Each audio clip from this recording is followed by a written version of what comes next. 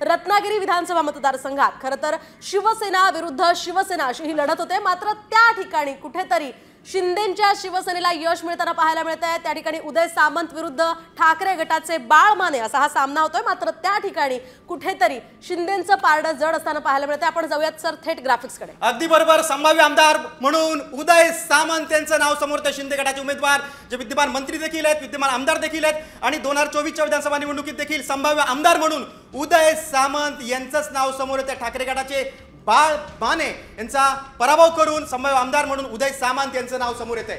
ही लढत देखील अत्यंत महत्त्वाची होती। उदय सामंत हे मुख्यमंत्री एकनाथ शिंदेचे निकटवर्ती आहेत आणि आता बघतोय आपण की संभाव्य आमदार म्हणून उदय सामंत यांच्याच नावावर जनतेनं शिक्कामोर्तब केले। रत्नागिरीच्या जनतेनं बाळ माने यांचा पराभव झाल्याचं आपल्याला दिसतंय। एकूणच ठाकरे गटाला हा मोठा धक्का म्हणावा लागेल, कारण उदय सामंत यांचा पुन्हा एकदा त्या ठिकाणी विजय होताना दिसतोय। दरम्यान उदय सामंत हे संभाव्य आमदार नेमके काय आहेत, आतापर्यंत त्यांनी काय काय कामं केलेली आहेत, का जनतेने त्यांना पसंती दिली आहे, आपण जाणून घेऊयात आमचे प्रतिनिधी अमोल कलया यांच्याकडून। अमोल, काय सांगाल, उदय सामंतांनी आतापर्यंत या ठिकाणी जनतेमध्ये जो विश्वास प्राप्त केलेला आहे त्याची कारणं नेमकी काय आहेत?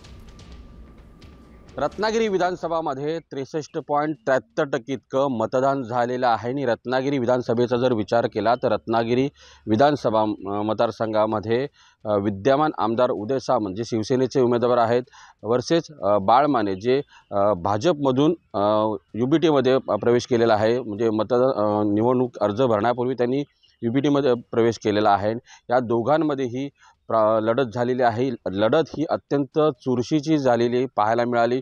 मात्र या लढतीमध्ये उदय सामंत हे नक्कीच बाजी मारून जातील। मात्र उदय सामंत यांना जेवढं अपेक्षित लीड होतं ते या मतदारसंघातून त्यांना मिळताना मुश्किल असल्याचं चित्र सध्या रत्नागिरी विधानसभा मतदारसंघामध्ये पाहायला मिळत आहे। उदय सामंत वर्सेस बाळ माने हे तसे पाहिले तर पूर्वीचे देखील प्रतिस्पर्धी आहेत। यापूर्वी देखील 3 वेळा उदय सामंत वर्सेस बाळ माने अशीच लढत झाली होती आणि पुन्हा चौथ्यांदा हे दोघेही या मतदारसंघामध्ये प्रतिस्पर्धी पाहायला मिळाले।